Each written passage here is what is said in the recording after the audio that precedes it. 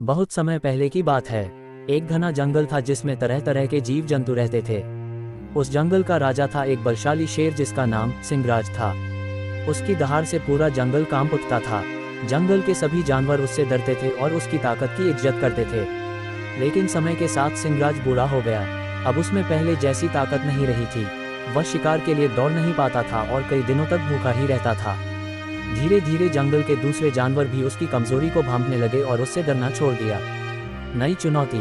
सिंहराज को अपनी ताकत कम होने का एहसास हो चुका था, लेकिन वह हार मानने वालों में से नहीं था।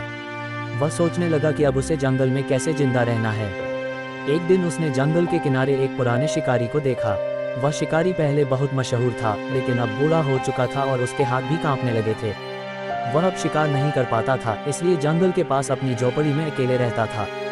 सिंहराज के मन में एक योजना आई। वह धीरे धीरे शिकारी के पास गया और विनम्र स्वर में बोला, शिकारी बाबा, मैं जंगल का राजा हूँ, लेकिन अब बूढ़ा हो गया हूँ। मैं शिकार नहीं कर सकता और भूख से मर रहा हूँ। शिकारी ने हैरानी से शेर को देखा। ये पहली बार था जब कोई शेर इंसान से इस तरह बात कर रहा था। उसने कहा, सिंहराज, मैं भी बूढ़ा हो चुका हूँ। मैं भी पहले जैसा तीरंदाज नहीं रहा। अब तो मेरी झोपड़ी भी उजड़ने वाली है। शेर ने शिकारी की परेशानी समझी और कहा, तो क्यों ना हम एक दूसरे की मदद करें। तुम मेरे लिए शिकार पकड़ने में मदद करो और बदले में मैं तुम्हारी रक्षा करूंगा और तुम्हें भोजन दूंगा। शिकारी को यह प्रस्ताव अच्छा लगा। उसने सोचा कि अब वैसे भी उसके पास ज्यादा समय नहीं बचा है, तो क्यों ना आखिरी दिनों में कोई साथी मिल जाए।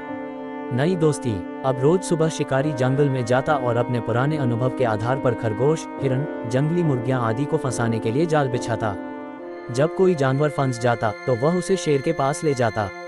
बदले में शेर हर रात उसकी झोपड़ी के पास पहरा देता ताकि कोई जंगली जानवर या डाकू उस पर हमला न करे। धीरे धीरे उनकी दोस्ती गहरी होती गई। अब वे दोनों अकेले नहीं थे। शिकारी को एक मजबूत साथी मिल गया था और शेर को रोज खाना मिलने लगा था। खतरा मंडराया, लेकिन जंगल के अन्य जानवरों को ये बात पसंद नहीं आई। उन्हें लगने लगा कि अगर ये दोस्ती चलती रही तो शिकारी की वजह से शेर फिर से ताकतवर बन सकता है और फिर से उन पर राज करेगा। इसलिए जंगल के कुछ चालाक भेड़िए और लोमड़ियों ने मिलकर एक योजना बनाई। एक दिन जब शिकारी जंगल में था तो भेड़ियों ने शेर को घेर लिया। उनके नेता ने कहा, सिंहराज, तुम अब जंगल के राजा नहीं रहे। तुम अब इंसानों पर निर्भर हो गए हो। तुम्हें जीने का कोई हक नहीं है। शेर ने दहाड़ मारते हुए कहा, राजा कौन होगा, ये जंगल की ताकत तय करेगी, न कि कुछ कायब भेड़िए। लेकिन शेर बूढ़ा था और कमजोर भी। भेड़ियों ने उस पर हमला कर दिया। वह पूरी ताकत से लड़ा, लेकिन अकेला था। तभी अचानक शिकारी वहां आ गया। उसने अपने तीर कमान से भेड़ियों को डराने की कोशिश की। हालांकि उसके हाथ कांप रहे थे, लेकिन उसने अपनी पूरी ताकत से तीर चलाया। अंतिम बलिदान। एक तीर सीधा भेड़ियों के